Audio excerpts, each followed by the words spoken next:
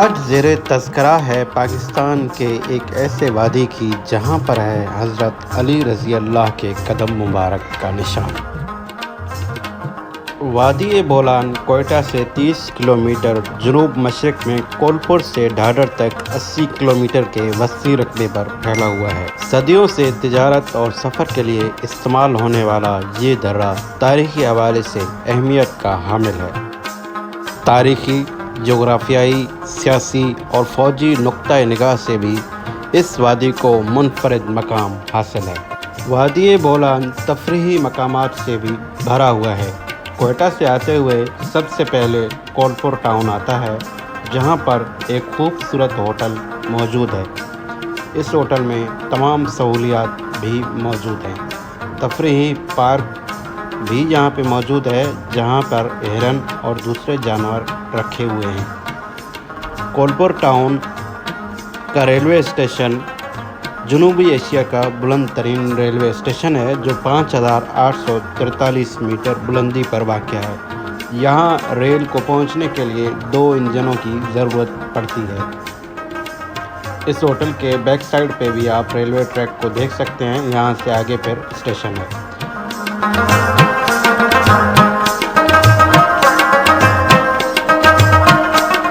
بولان میں بچھایا گیا railway track بھی انجینئرنگ کا ایک شاہکار ہے۔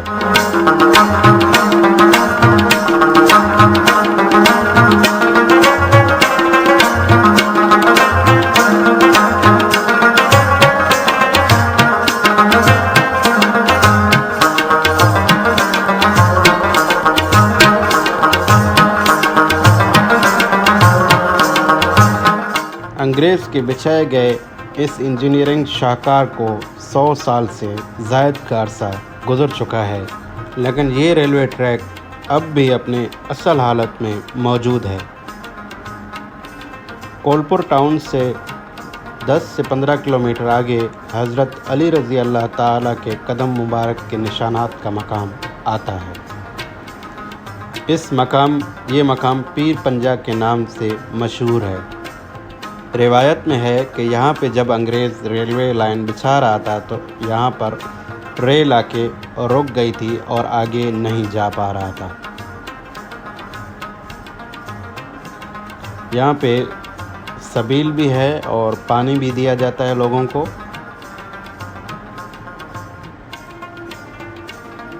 یہ جو ریلوے ٹریک والی روایت ہے، یہ یہاں پہ بورڈ پر بھی لکھا ہوا ہے۔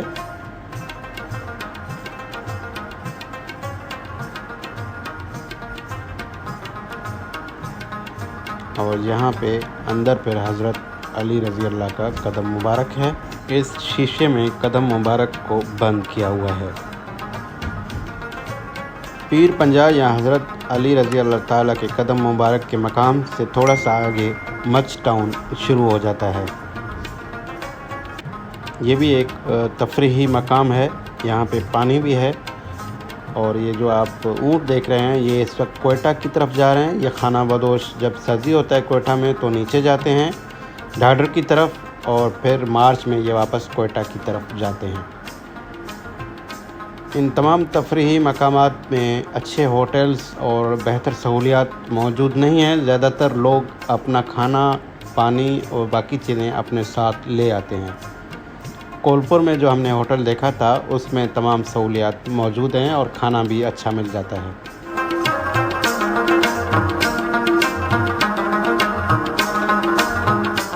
یہاں پہ بھی ایک لوکل ہوٹل موجود ہے، لیکن اس کا کوالٹی اتنا اچھا نہیں ہے۔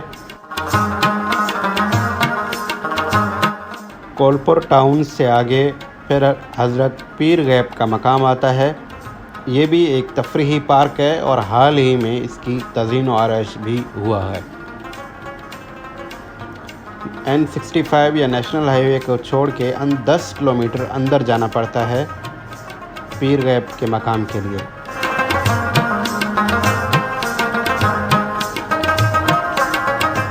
یہ پیر غیب کا نقشہ ہے، سائٹ ہے، سائٹ جو ابھی حال ہی میں تعمیر ہوا ہے۔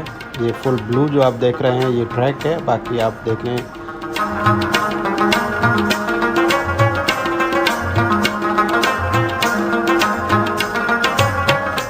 Water fall, zip line, water park, bird every Oasis.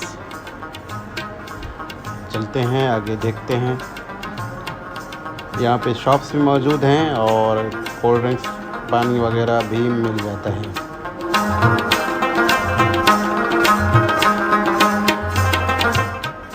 बुध और जुमेरात यहाँ पे फैमिली डे है और बाकी इसके अलावा आप आ सकते हैं बगैर फैमिली के भी।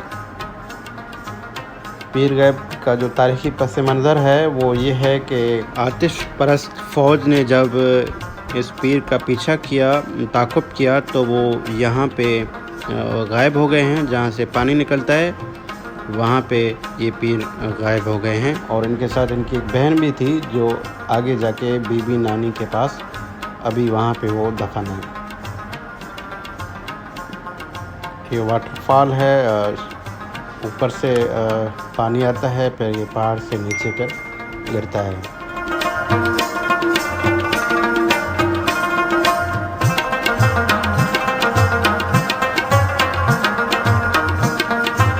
बहुत ही खूबसूरत एरिया है। इसको हाल ही में डेवलप किया गया गवर्नमेंट ऑफ बलूचिस्तान की तरफ से। इससे पहले यहाँ पे कोई भी सहूलत दस्तयाब नहीं था। रास्ता भी, ये जो 10 किलोमीटर का रास्ता है, ये भी टूट फूट का शिकार था। छोटे गाड़ी यहाँ पे नहीं आ सकती थी, लेकिन अभी छोटी गाड़ियाँ भी यहाँ पे आ सकती हैं।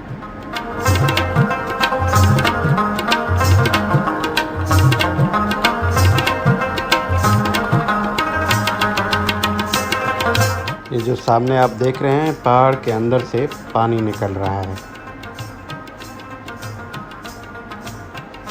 फैमिली डे की वजह से बहुत ज़्यादा फैमिलीज और टूरिस्ट इस मकाम पे मौजूद हैं इस वक्त।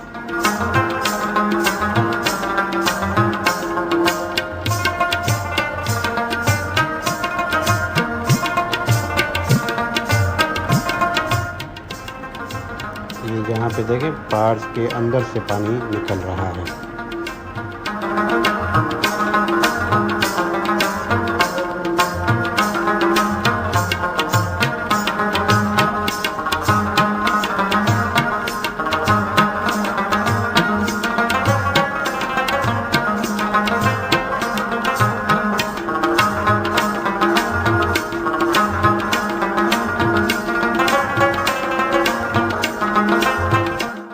पीर गैब के बाद वादी बोलान का वो एरिया शुरू हो जाता है जहाँ पर दरियाए बोलान में 12 महीने पानी बहता रहता है। ये एक और ऊँटों का काफ़िला है जो कोयटा की तरफ जा रहा है।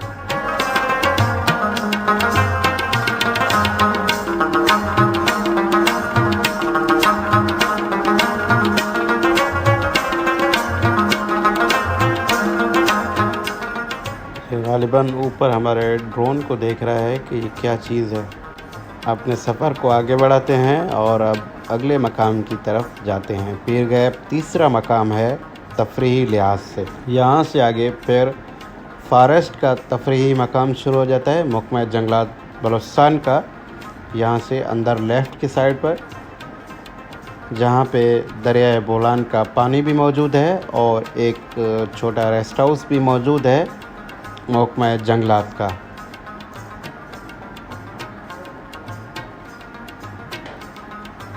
बहुत बड़ा वसी एरिया है, आप कहीं पे भी बैठकर अपना पिकनिक मना सकते हैं।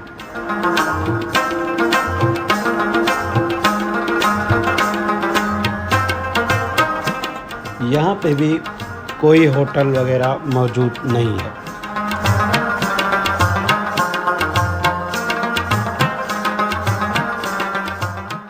यहाँ पे लोग टेंट वगैरह भी लाते हैं, टेंट भी लगाते हैं और रात को भी स्टे करते हैं। बारिश के दौरान ये एक ख़तरनाक एरिया है जहाँ पे सैलाब आने का बहुत ज़्यादा चांसेस हैं।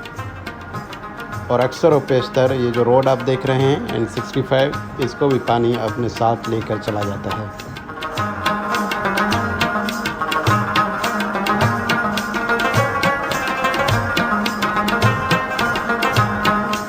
यहाँ से आगे फिर पिंजरा पुल का मकाम आता है। जहां पानी का बहाव भी ज़्यादा हो जाता है। ये भी एक ख़तरनाक स्पॉट है, यहाँ पे भी अक्सर लोग डूब जाते हैं दरिया में, तो इस चीज़ का ज़रूर ख्याल रखिएगा। ये वादी बोलान का जो पुल है, अगर ये बारिश ज़्यादा होते हैं, अगर ये बह जाता है तो कोयटा का और सिंध का जो राब्ता है वो मुनक़ता हो जाता है।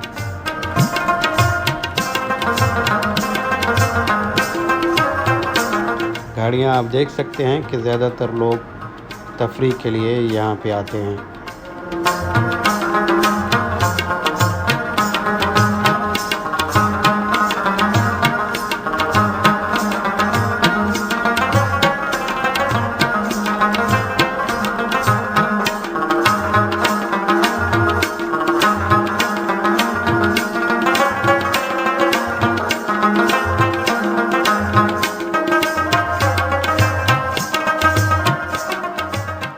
यहाँ से आगे फिर वादी बोलान का जो पहाड़ी सिलसिला है ये ख़त्म हो जाता है और दरिया फिर आगे बढ़ जाता है। गंदावा झलमक्सी से होता हुआ फिर ये सिंध में दाखिल होता है और फिर केंझर झील में जाके ये पानी गिरता है। यहाँ से थोड़ा सा आगे ढाढर से पहले एक और रेस्ट हाउस भी मौजूद है। वो रेस्ट हाउस एक अच्छी कंडीशन में है, वहाँ पे एयर कंडीशन कमरे भी दस्तयाब हैं। ये अब एग्ज़िट है वादी बोलान का, यहाँ से आगे फिर ढाढर शहर शुरू हो जाता है। ये रेस्ट हाउस है, यहाँ से थोड़ा सा N65 से हटकर नीचे की तरफ। तो उम्मीद करते हैं आज की वीडियो आपको पसंद आई होगी। हमारे चैनल को ज़रूर सब्सक्राइब कीजिएगा। इंशाल्लाह बहुत जल्द एक नई वीडियो के साथ आपकी खिदमत में हाज़िर होंगे। अपना ख्याल रखिए। अल्लाह हाफ़िज़।